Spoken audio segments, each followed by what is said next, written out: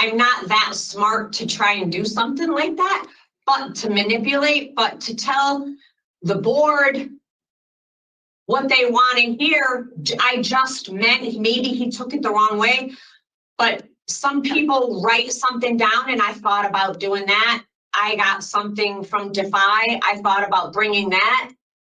And there's all kinds of talk about just tell them that you changed. And I came in here today thinking that if I just went off the cusp and told you everything that I've done and winged it, that would be what you would want to hear. You know, I guess, probably the biggest risk factor is putting her out right before the holidays when she's had all this loss and she's new in her recovery from her alcohol abuse. I promise to hold Please do dear. not interrupt.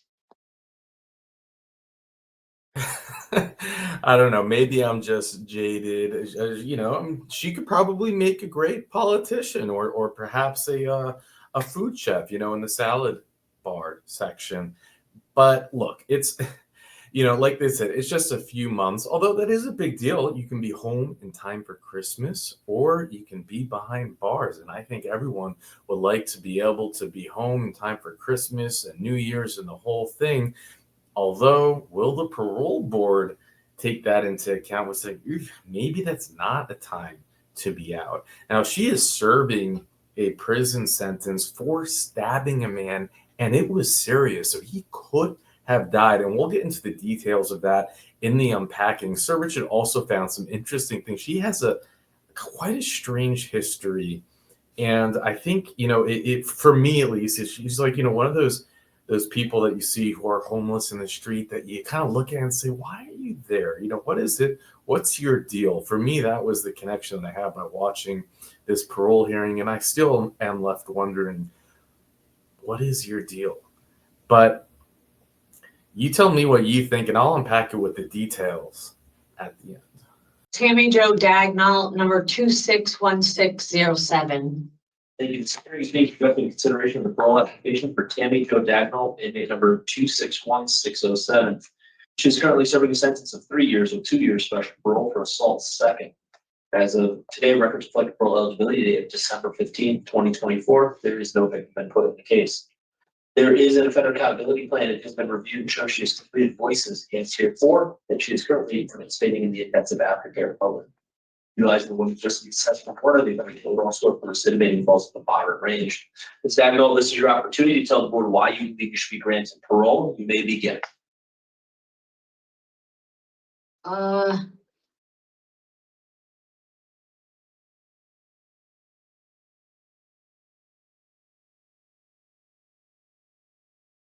When I first came in here,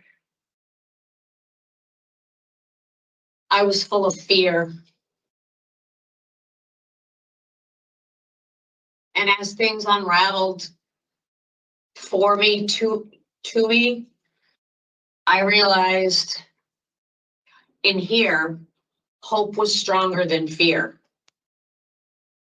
Throughout working in laundry and being around other inmates in that kind of a setting day after day, that was a little rough. Being in Zero South was rough.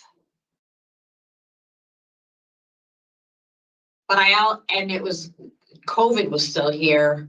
There was a lot of lockdown, a lot of solitary confinement. I had a lot of time to think, a lot of time to sit with myself.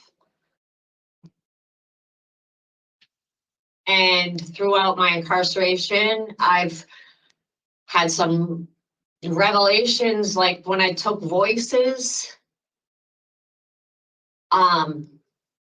Honestly, I didn't realize everything that a person does, like I do, have done, good and bad, have a ripple effect.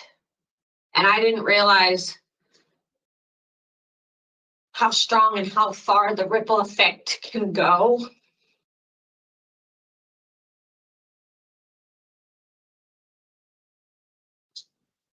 And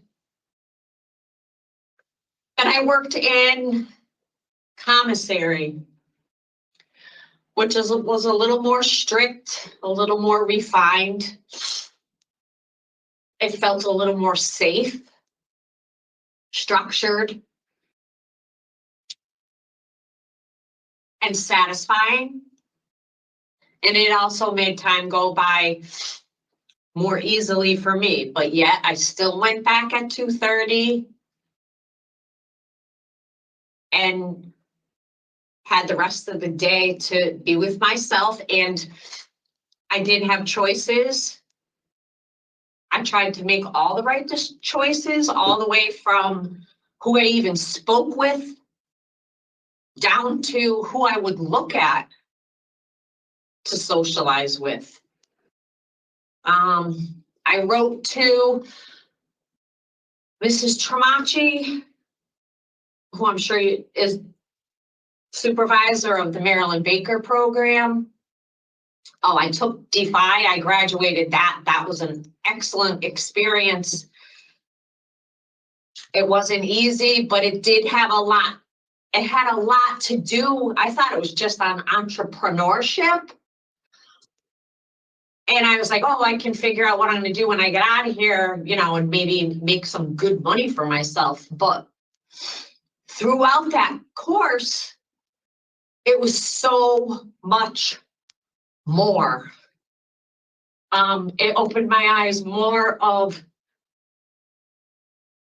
who I was, who I am, and who I can be.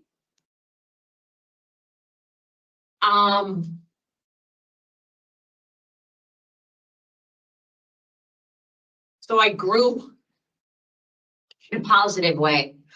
But then in the Maryland Baker program, I graduated that. The months that I was there, I think I'm going on 14 months.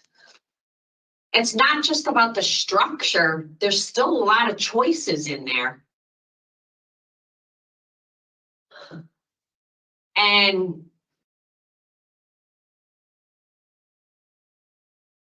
I don't know, I took it serious.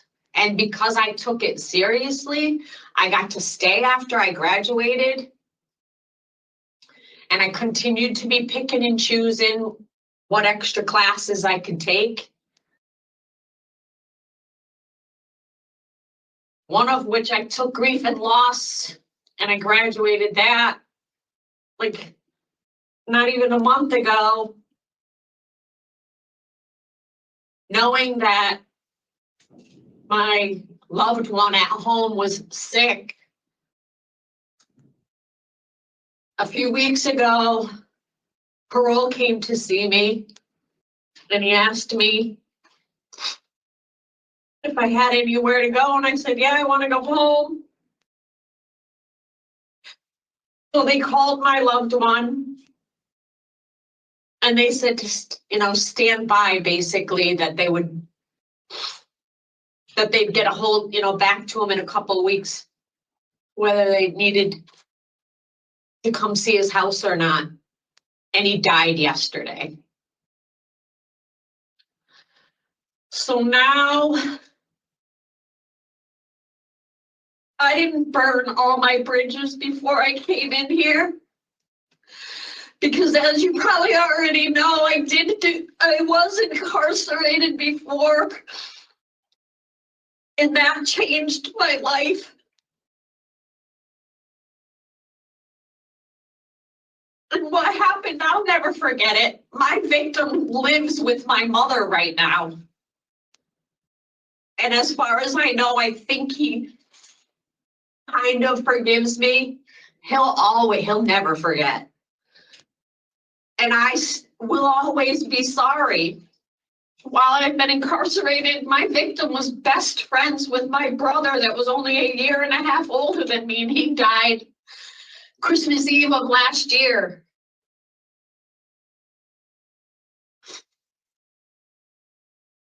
But with those losses, I don't want to drink. I don't want to make wrong choices. I'm not angry. I'm just sad. And right now I'm heartbroken. But I know there's a lot of good out there.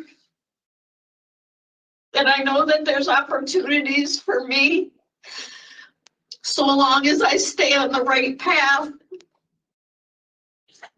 And if I am granted parole, I guess I'm gonna have to go to a halfway house and I'll have to figure it out from there, but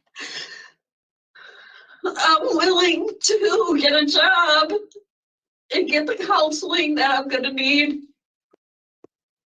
to help me through all of this. I don't know what else to say, except that Okay. the Marilyn Baker program has been really good to me. Okay, well, we thank you for that opening statement. We're going to move into this part of the hearing where we ask you questions. Then we will discuss your case and you'll have our decision. I want you to understand something. Your 85% date is not until the middle of next month, a month from today. I know, yeah. And your end of sentence is in February and you go out to 2 years of special parole. So we're talking about a 2-month difference. So, I know. whatever gets decided today, you got to keep that in mind. You still have special parole ahead of you and you will, by virtue of that, be afforded a halfway house. So, so tell me about, your time in tier 4 and aftercare, what your relapse prevention plan is. By time in tier 4, you mean Marilyn Baker program? Yes. I did newcomers with Mrs. Reno. She let it be known right from the start that it was strict.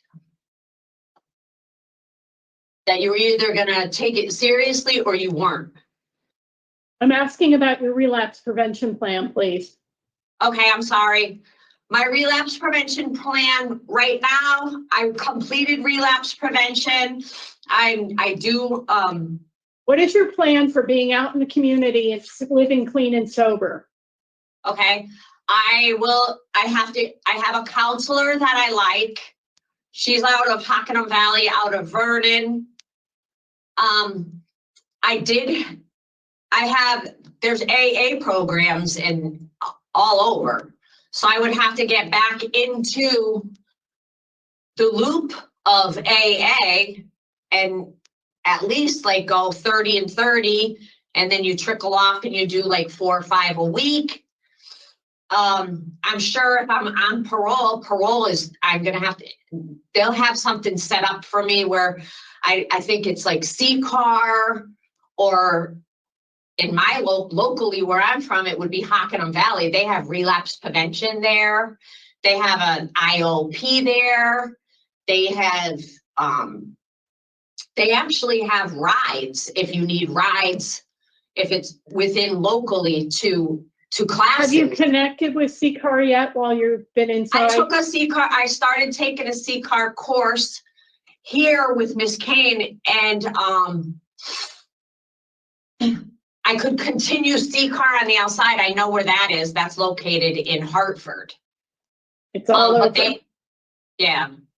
Have you ever worked with a sponsor in AA before? I have. Okay. I have years of sobriety. And I think I do well under the supervision of parole because I've been on it before. Once I kind of knew the do's and the don'ts.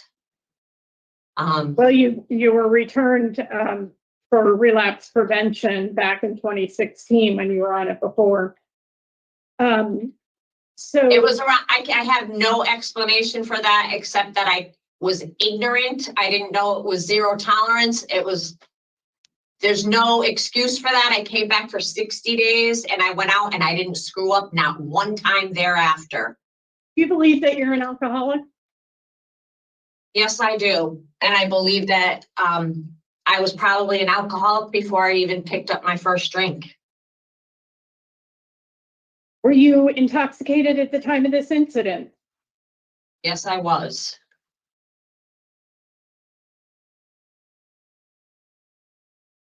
Have you engaged in working the 12 steps before? Yes, I have. As part of Marilyn Baker, were you doing AA meetings?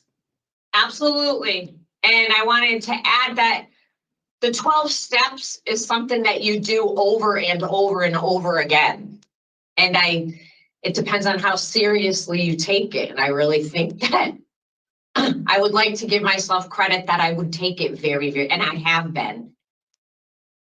Well, you definitely struggled. You have 2 DUIs in your past, and then this incident that you admitted you were under the influence and somebody was very seriously injured.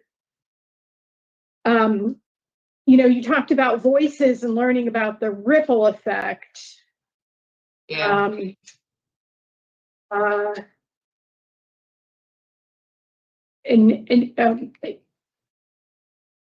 not really sure that I heard an apology, but I know that you deny that you were the one that stabbed the victim.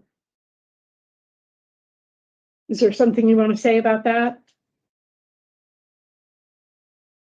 It's a complicated. I am so extremely sorry.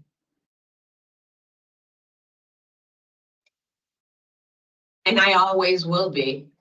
What are you sorry for? That he had to endure something from someone that made a bad choice to do a drug. Alcohol is a drug too, so it's not really all that complicated.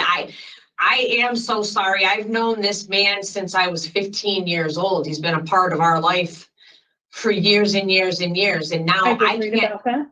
Yeah. I don't know.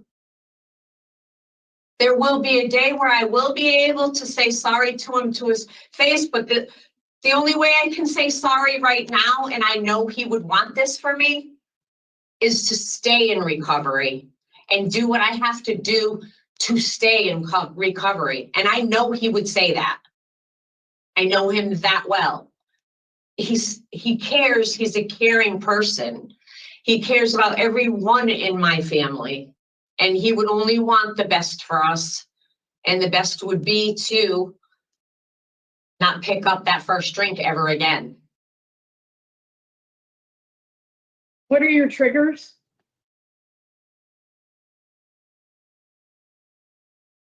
My triggers would be probably, it's not going to sound right, but I try to be conscious of any possible trigger, and I don't want there to be any more triggers. And I've been working on trigger problem solving solutions in the Marilyn Baker for months. And to get rid of triggers would be to change the way that you think and change just the whole person that you are as much as you can from the inside. And I know I've changed, and to be able to see things in a different way and want different things that you can't have if you pick up a drink. And triggers are only thoughts. And if I've changed at all in this program, it would be that I can change if I quick think something in my mind to be able to change that thought. And I have diligently worked on that for months because. Well, Ms. Dagno, emotions can be triggers, and things in the environment can trigger. So you can't control it all, but what you want to be able to do is manage how you react Yes. it. Um, I So hope when I've you- changed enough.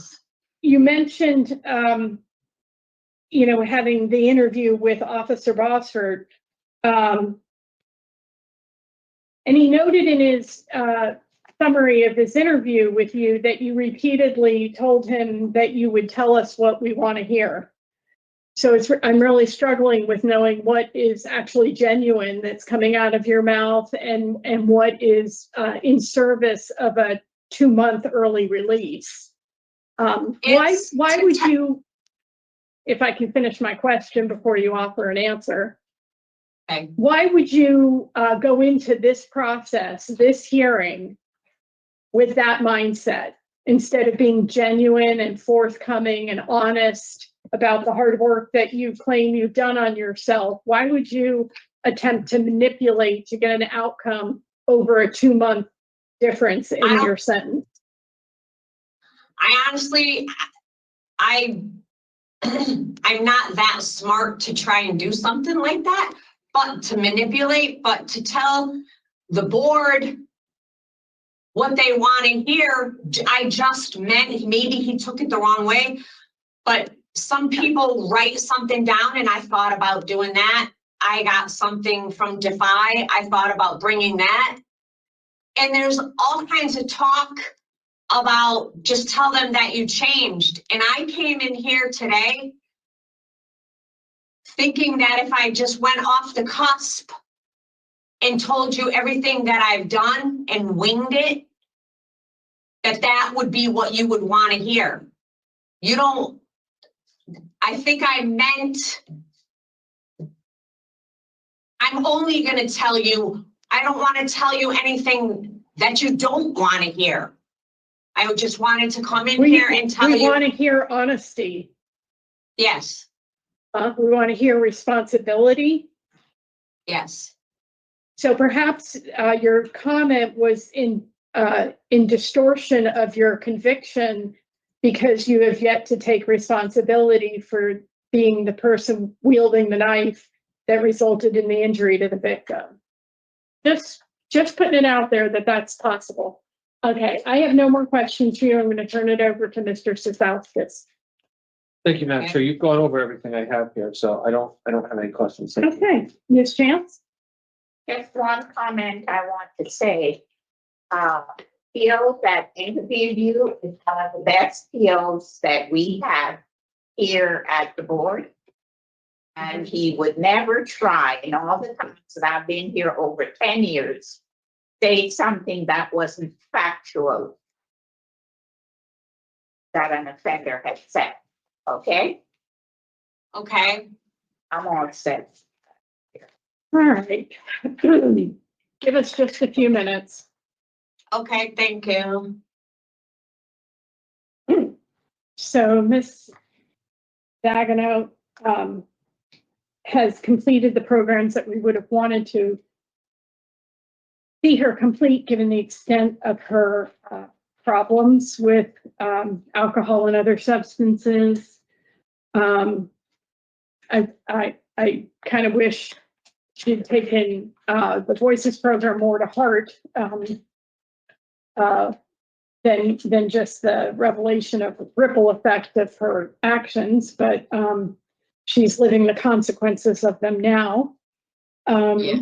As I indicated, we're looking at a 2-month difference between her 85% and her end of sentence.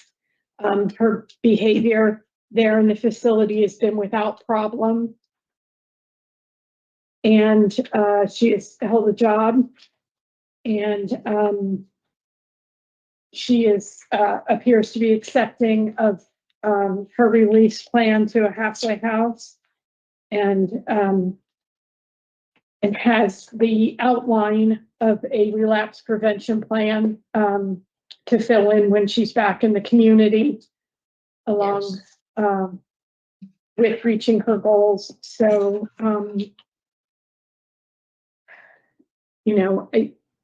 I guess, probably the biggest risk factor is putting her out right before the holidays when she's had all this loss and she's new in her recovery from her alcohol I abuse. promise to hold Please do dear. not interrupt.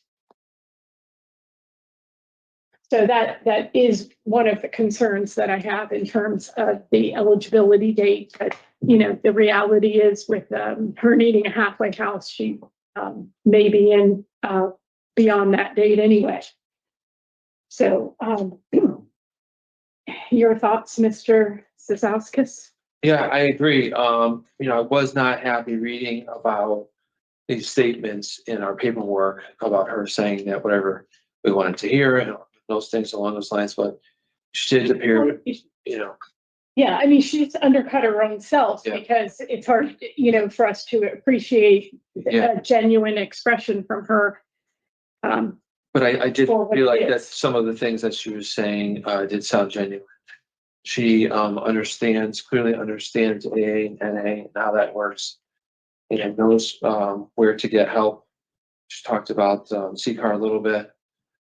And I'm also comfortable with her going out today or in December. Yes.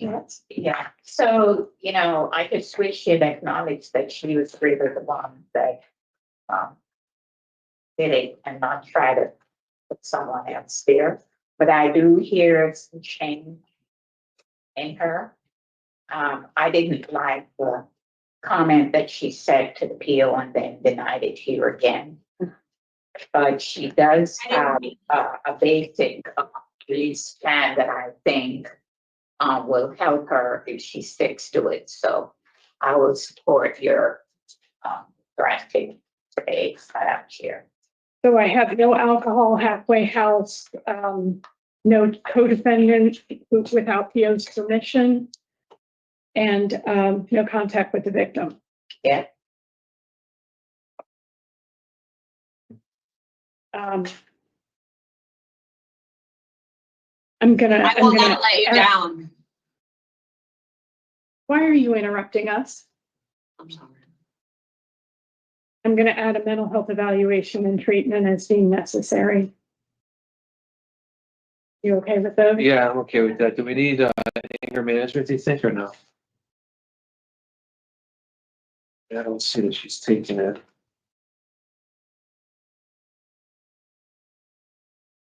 It's the only other thing. Just looking at for her other offenses, she's got an assault, couple of assault threes, threatening. She's got 2 years, right? She's got 2 years, so I'm okay with that. Anything to better herself. So in the matter of Tamijo D inmate number 261607. There's a motion to grant parole on or after her earliest eligibility date of December 15th, 2024, with the following conditions for all of your parole supervision. You're not to consume any alcohol. You're to be placed in a halfway house. You're to have a mental health evaluation and engage in treatment as deemed necessary. You're to participate in behavior management for anger management. You're to have no contact with the victim, initials SL, and you're to have no contact with your co-defendant, Stephen Hauser Jr., without your parole officer's permission. Do I have a second? Second. All in favor? All right. This concludes the hearing.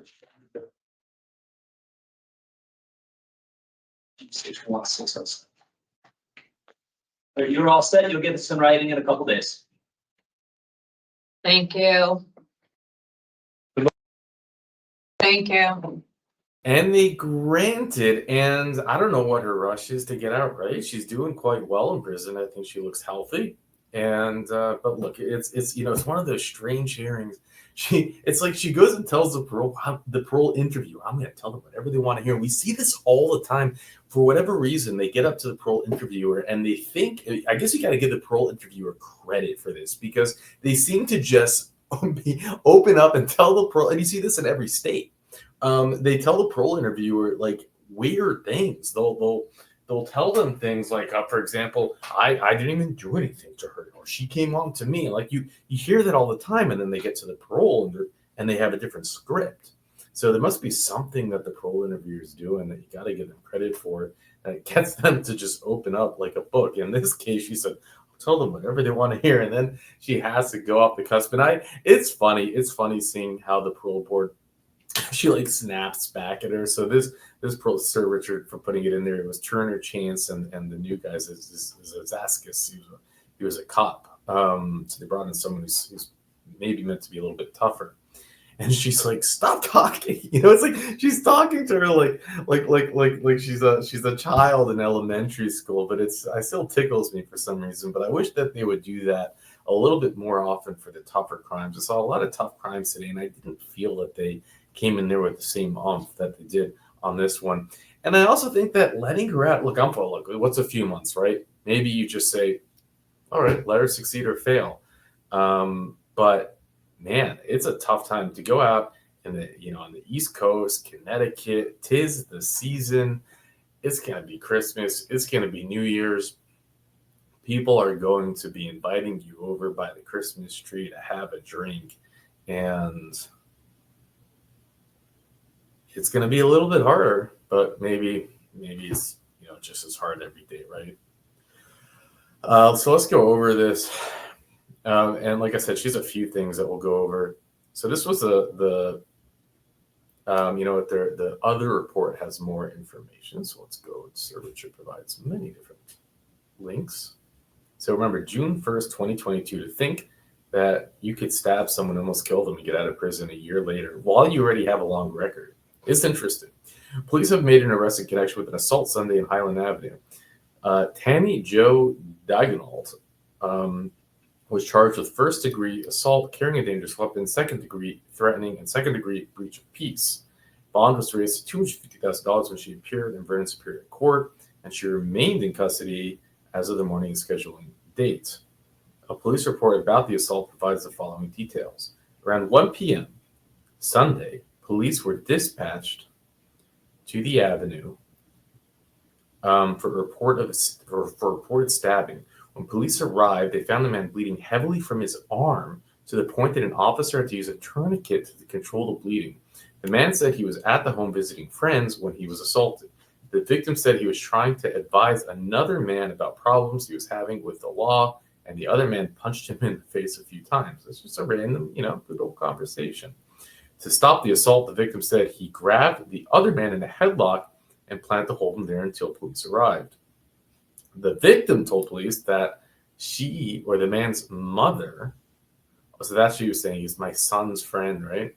The man's mother came outside and said, "Let him go or I'll stab you in the head." So now I understand it. I was listening to her story and I didn't quite understand what was going on, but she was being mama bear for her son, stabbing a man who had him in a headlock, which is, hey, I guess give her brownie points for that, right? No, not so good. No, it's not so good. She didn't have to stab him. He let go of the man who drove away.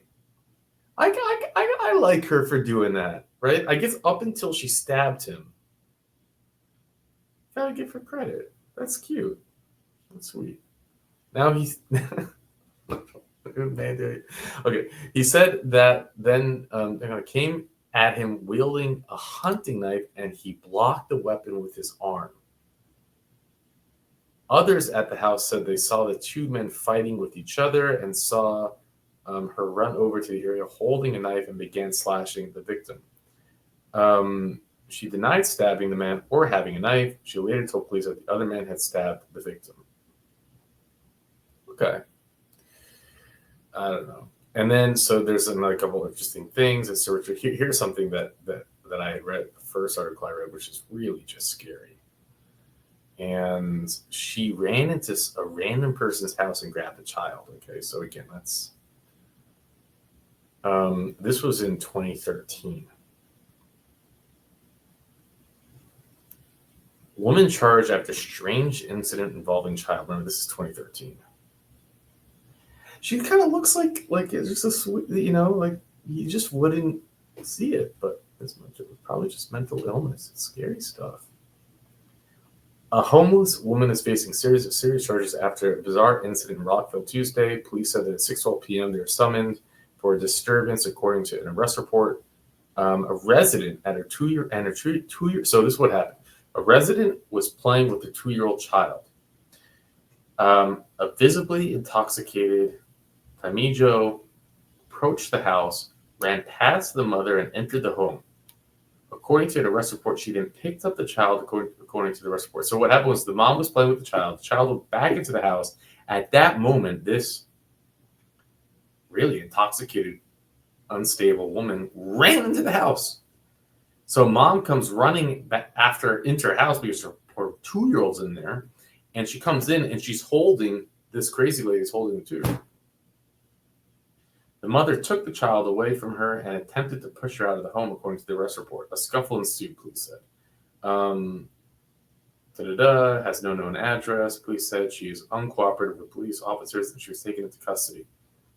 She was held overnight at $50,000 bond and was to appear in court Wednesday. She was charged with risk of injury to a child, home invasion, first-degree burglary, third-degree burglary, criminal trespassing, second-degree breach of peace. And that is just scary. What was she doing, right? And then there's one random story Sir Richard found from 2021. It's funny because I don't know how she ended up here. You know, when you watch those news reports and they're making an announcement about so basically they're making an announcement about legalizing marijuana. So what was this thing right about it was like a news article about smoking in public, and they caught her in the street and they asked her what she thought about it, and she says, I find it offensive because I think you should do it in your own yard, not in public, especially in a park where families bring their children. It's not right. So it's just not, I don't know. It's not what, I guess it's not the quote I'd expect, but that's her point of view. I guess as long you probably shouldn't run into people's homes and try to kidnap their children either. That might not be right. But like I can never, enough of me. These hearings, you watch them and they're kind of funny, and you see like the classic manipulation in the criminal mind at work, and still the danger that she did stab someone, and if he didn't block her, maybe could have killed him, and still could have gotten an artery and killed him in that sense. And I'm not sure that the prison really has done anything for her outside of punishment. If we do see her back, we'll play it. Sir Richard puts it in the spreadsheet. We'll do a revocation hearing. I hope that we don't see her back. But there you have it. There you go. And with that, I'll let you go. I am so sorry. I've known this man since I was 15 years old. He's been a part of our life for years and years and years. And now I did read about that. Yeah. I don't know. There will be a day where I will be able to say sorry to him to his face, but the only way I can say sorry right now, and I know he would want this for me, is to stay in recovery.